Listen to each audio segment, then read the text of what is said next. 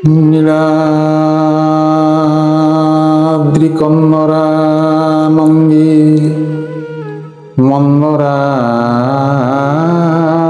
বন্দিতং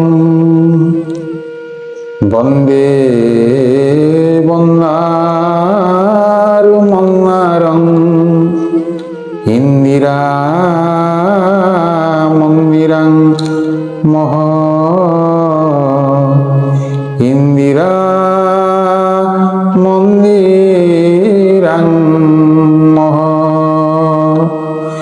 নীলাদ্রৌ শঙ্খ মধ্যে শতদল কমলে রত্নসিংহাসনস্থম সর্বালঙ্কারং যুক্তং নবঘন রুচিরং সংযুক্তং চাগ্রং যেন ভদ্রায়াং বামভাগে রথং চরণং যুতং ব্রহ্মরুদ্রেন্দ্রবন্দ্যং বেদানাং সারমিশং স্বজন পরিবৃত ব্রহ্মদারু স্মরামি দারু ব্রহ্ম নমামি পূর্ণ ব্রহ্ম ভজামি। নমস্কার দর্শক বন্ধু, आम भारतीय संस्कृतिर एमिति किछि पर्व रही जहाँ केवल एक पर्व नुहे बरं आम संपर्क आम संस्कार एवं आम भावना सहित जड़ित सेही भली एक पवित्र पर्व हेउछि रक्षाबंधन। राखी रही छोट धागा भितर लुचि रही भल पाइबा विश्वास आशीर्वाद एवं परस्पर प्रति दायित्व। भौणी जेतेबेले भाईर हाथ में राखी बांधे सेतेबेले से केवल एक सूता बांधु न थाए, से निजर स्नेह को बांधे, निजर आशीर्वाद को बांधे, निजर भाईर दीर्घ जीवन एवं सुख पाई एक पवित्र प्रार्थना करे। आउ भाई मध्य ही राखी को ग्रहण करी भौणीर सुख सम्मान सुरक्षा भाई निजर दायित्व स्मरण करे। किंतु आपण जानती कि रक्षाबंधन पर्व पछरे अनेक पौराणिक कथा धार्मिक मान्यता एवं गभीर आध्यात्मिक अर्थ रही। आज रही विशेष वीडियो आमे जानिबा रक्षाबंधन कहीं पालन करा जाए, राखीर प्रकृत अर्थ कौन, पुराण रे राखी सहित जड़ित केउ केउ कथा रही, राखी बांधिबार धार्मिक महत्व कौन एवं राखी बांधिबा समय केउ भावना रखिबा उचित। तेणु वीडियोटी को शेष पर्यंत निश्चय देखंतु। रक्षाबंधन नामटी यार अर्थ को बुझाई थाए। रक्षा अर्थ सुरक्षा, बंधन अर्थ समस्त एक पवित्र बंधन। रक्षा अर्थ सुरक्षा, बंधन अर्थ संपर्क एक पवित्र बंधन। अर्थात रक्षाबंधन हेउछि एमिति एक पवित्र संपर्कर बंधन जेउठारे भाई और भौणी परस्पर सुख दुख रे साथी हेबार संकल्प नियंती। एही पर्व आमको गोटिए बड़ शिक्षा दिए। संपर्क केवल रक्तर नुहे, विश्वास और भल पाइबार मध्य गढ़ी उठे। राखीर मूल्य ताहार दाम रे नुहे, राखीर मूल्य रही ताहा सहित जड़िथिबा भावनार। गोटिए छोट राखी मध्य भाई भौणी का संपर्क को आहुरी मजबूत करि पारे। रक्षाबंधन सहित जड़ित एक प्रसिद्ध पौराणिक परंपरा हेउछि श्रीकृष्ण और द्रौपदी संपर्क। महाभारतर कथा अनुसार श्रीकृष्ण हाथ में आघात लगी समय द्रौपदी निज पोशाकर एक अंश छिंडाई हाथ में बांधि बोली लोक प्रचलित कथा रही। से छोट स्नेहर प्रतिदान भाव में श्रीकृष्ण द्रौपदी को निज भौणी भाव स्नेह देते। यही कथा आमको गोटे अमूल्य शिक्षा दिए।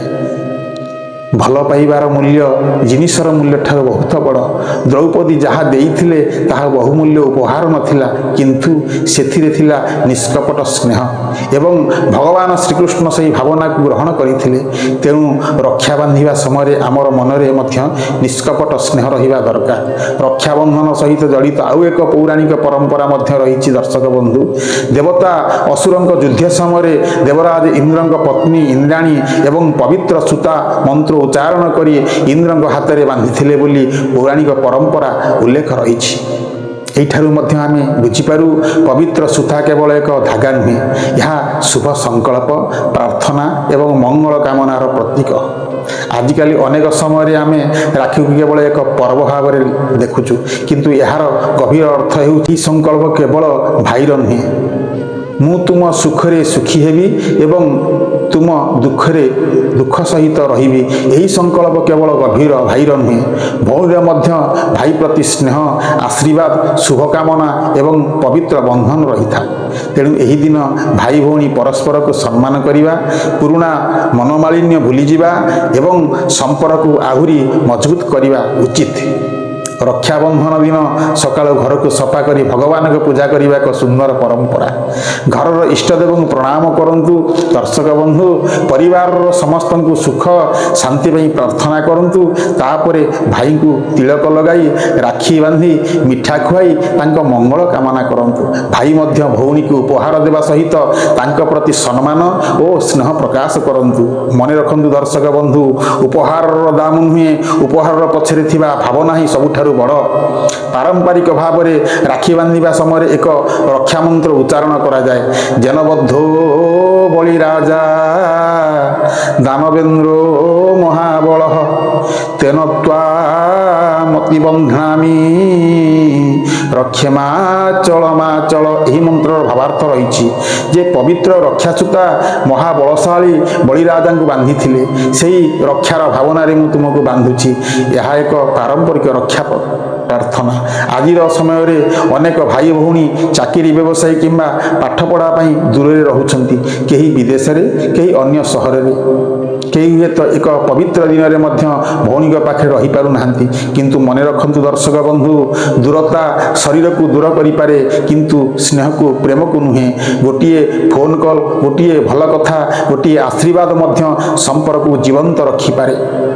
ଏହି ରକ୍ଷାବନ୍ଧନରେ ଭାଇମାନେ ଗୋଟିଏ କଥା ମନେ ରଖନ୍ତୁ, ଭଉଣୀକୁ କେବଳ ଉପହାର ଦେବା ନୁହେଁ, ତାଙ୍କୁ ସମ୍ମାନ ଦିଅନ୍ତୁ, ତାଙ୍କୁ ଭଲ ପାଇବା ଦିଅନ୍ତୁ, ତାଙ୍କ ପ୍ରତି ଶ୍ରଦ୍ଧା ରଖନ୍ତୁ, ତାଙ୍କ ମନ କଥା ଜାଣନ୍ତୁ, ତାଙ୍କ ସ୍ୱପ୍ନକୁ ସମ୍ମାନ କରନ୍ତୁ, ତାଙ୍କ ଦୁଃଖ ସୁଖରେ ତାଙ୍କ ପାଖରେ ଠିଆ ହୁଅନ୍ତୁ।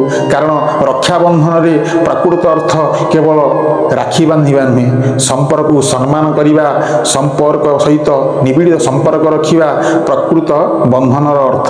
ଭଉଣୀ ବାହାଘର ପରେ ଅନ୍ୟ ଘରକୁ ଚାଲିଯାଏ, ଘର ବଦଳିଯାଏ, ପରିବେଶ ବଦଳିଯାଏ, କିନ୍ତୁ ଭାଇ ଭଉଣୀଙ୍କ ସ୍ମୃତି ବଦଳେ ନାହିଁ। ପିଲାଦିନର ଝଗଡ଼ା, ଏକାଠି ଖେଳିବା, ମାଙ୍କ ପାଖରେ ଅଭିଯୋଗ କରିବା, ପୁଣି କିଛି ସମୟ ପରେ ଏକାଠି ହୋଇଯିବା, ଏସବୁ ସ୍ମୃତି ଜୀବନର ସବୁଠାରୁ ସୁନ୍ଦର ସ୍ମୃତି ହୋଇ ରହିଥାଏ। ରାକ୍ଷୀ ଆସିଲେ ଏହି ସମସ୍ତ ସ୍ମୃତି ପୁଣି ମନେ ପଡ଼େ। ତେଣୁ ଯେଉଁମାନଙ୍କର ଭଉଣୀ ଅଛନ୍ତି ତାଙ୍କୁ ସମୟ ଦିଅନ୍ତୁ, ସମ୍ମାନ ଦିଅନ୍ତୁ, ସ୍ନେହ ଶ୍ରଦ୍ଧା ସହାନୁଭୂତି ଦିଅନ୍ତୁ। ଯେଉଁମାନଙ୍କର ଭାଇ ଅଛନ୍ତି ତାଙ୍କୁ ଭଲ ପାଆନ୍ତୁ, ଆଦର କରନ୍ତୁ, ତାଙ୍କ ପ୍ରତି ଭଲ ପାଇବା ରଖନ୍ତୁ। କାରଣ ସମୟ ଚାଲିଯାଏ, କିନ୍ତୁ ସୁନ୍ଦର ସମ୍ପର୍କ ସ୍ମୃତି ସବୁବେଳେ ରହିଥାଏ। ରକ୍ଷାବନ୍ଧନ ଆମକୁ ଆଉ ଗୋଟିଏ ବଡ଼ ଶିକ୍ଷା ଦିଏ। ଜୀବନରେ ଧନ ସମ୍ପତ୍ତି, ଘର ଗାଡ଼ି, ଚାକିରି ସବୁ ଜରୁରୀ, କିନ୍ତୁ ଏହି ସବୁଠାରୁ ବଡ଼ ହେଉଛି ପରିବାର।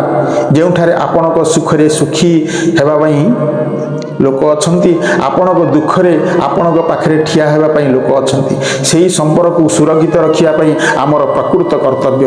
ତେଣୁ ପ୍ରିୟ ଦର୍ଶକ ବନ୍ଧୁ, ମନେ ରଖନ୍ତୁ ଏହି ପବିତ୍ର ରକ୍ଷାବନ୍ଧନରେ ଆସନ୍ତୁ ଆମେ ସମସ୍ତେ ଗୋଟିଏ ସଂକଳ୍ପ ନେବା, ନିଜ ପରିବାରକୁ ଭଲ ପାଇବା, ନିଜ ଭାଇ ଭଉଣୀକୁ ସମ୍ମାନ କରିବା, ପୁରୁଣା ମନୋମାଳିନ୍ୟକୁ ଭୁଲିଯିବା ଏବଂ ଭଗବାନଙ୍କ ନିକଟରେ ନିଜ ପରିବାରର ସୁଖ ଶାନ୍ତି ସମୃଦ୍ଧି ପାଇଁ ପ୍ରାର୍ଥନା କରିବା। ଭଗବାନ ଶ୍ରୀକୃଷ୍ଣ ସମସ୍ତଙ୍କ ଭାଇ ଭଉଣୀଙ୍କ ସମ୍ପର୍କକୁ ସଦା ସୁରକ୍ଷିତ ରଖନ୍ତୁ। ପ୍ରତ୍ୟେକ ଘରେ ସୁଖ ଓ ଶାନ୍ତି ରହୁ, ପ୍ରତ୍ୟେକ ଭଉଣୀର ମୁହଁରେ ହସ ରହୁ, ପ୍ରତ୍ୟେକ ଭାଇ ଜୀବନରେ ସଫଳ ହୁଅନ୍ତୁ। ଏହି ପ୍ରାର୍ଥନା। ଯଦି ଆପଣଙ୍କର ମନ କୌଣସି ଭାଇ କିମ୍ବା ଭଉଣୀ ଅଛନ୍ତି, ତେବେ ଆଜି ତାଙ୍କୁ ଗୋଟିଏ ଫୋନ୍ କରନ୍ତୁ, ଗୋଟିଏ କଥା କୁହନ୍ତୁ, ତୁମେ ମୋ ପାଇଁ ବହୁତ ମୂଲ୍ୟବାନ। ବିଶ୍ୱାସ କରନ୍ତୁ, ଏହି ଛୋଟ କଥାଟି ମଧ୍ୟ ସମ୍ପର୍କରେ ବହୁତ ବଡ଼ ଖୁସି ଆଣିପାରେ। ଜୟ ଶ୍ରୀକୃଷ୍ଣ, ଜୟ ଜଗନ୍ନାଥ। ଆପଣଙ୍କୁ ଏବଂ ଆପଣଙ୍କ ସମସ୍ତ ପରିବାରକୁ ପବିତ୍ର ରକ୍ଷାବନ୍ଧନର ଅନେକ ଅନେକ ଶୁଭେଚ୍ଛା। ରାଧେ ରାଧେ, ଜୟ ଜଗନ୍ନାଥ।